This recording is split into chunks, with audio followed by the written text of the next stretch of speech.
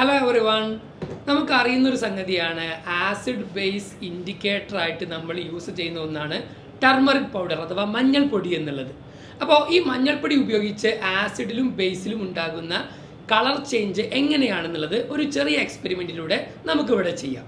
അപ്പോൾ അതിനുവേണ്ടി എൻ്റെ കയ്യിലുള്ളത് വിനാഗിരി വിനെഗർ ഉണ്ട്, അതേപോലെ തന്നെ ഒരു സോപ്പ് പൗഡറും ഉണ്ട്, ടർമറിക് ഉണ്ട്. അപ്പോൾ ഇതിൽ നമുക്കറിയാം സോപ്പ് പൗഡർ എന്നുള്ളത് എന്താണ്, ഒരു ആൽക്കലി ആണ്.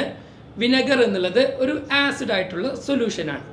അപ്പോൾ ഈ എക്സ്പെരിമെൻറ്റിന് വേണ്ടി ഞാൻ ആദ്യം എന്ത് ചെയ്യാണ്, നമ്മളൊരു ആൽക്കലി മീഡിയം ഇവിടെ ഉണ്ടാക്കിയെടുക്കുകയാണ്. അതിനുവേണ്ടി ഞാൻ എന്ത് ചെയ്തു, നമ്മുടെ സോപ്പ് സൊല്യൂഷൻ വാട്ടറിലേക്ക് ആഡ് ചെയ്തു. അപ്പോൾ നിങ്ങൾക്ക് ഇതാ സോപ്പ് സൊല്യൂഷൻ ഞാൻ ഇവിടെ ആഡ് ചെയ്തിട്ടുണ്ട്. അത് നന്നായിട്ട് മിക്സ് ചെയ്തു. ഇപ്പോൾ ഞാനൊരു ആൽക്കലി സൊല്യൂഷനാണ് ഉണ്ടാക്കിയിട്ടുള്ളത്. നമുക്കെല്ലാവർക്കും അറിയാം, ഇതിലേക്ക് നമ്മൾ ടർമറിക് ആഡ് ചെയ്ത് കഴിഞ്ഞാൽ സ്വാഭാവികമായിട്ടും ഒരു ആൽക്കലി സൊല്യൂഷനിൽ ടർമറിക്കിൻ്റെ കളർ എന്നുള്ളത് എന്താണ് റെഡ് കളറായിട്ടായിരിക്കും ഉണ്ടാകുന്നത്. നിങ്ങൾക്കിപ്പോൾ കാണാൻ സാധിക്കും, ഞാൻ ടർമറിക് ആഡ് ചെയ്തപ്പോൾ അതിൽ റെഡ് കളറുള്ള ആൽക്കലി സൊല്യൂഷനാണ് ഇവിടെ ഉണ്ടാക്കിയിട്ടുള്ളത്.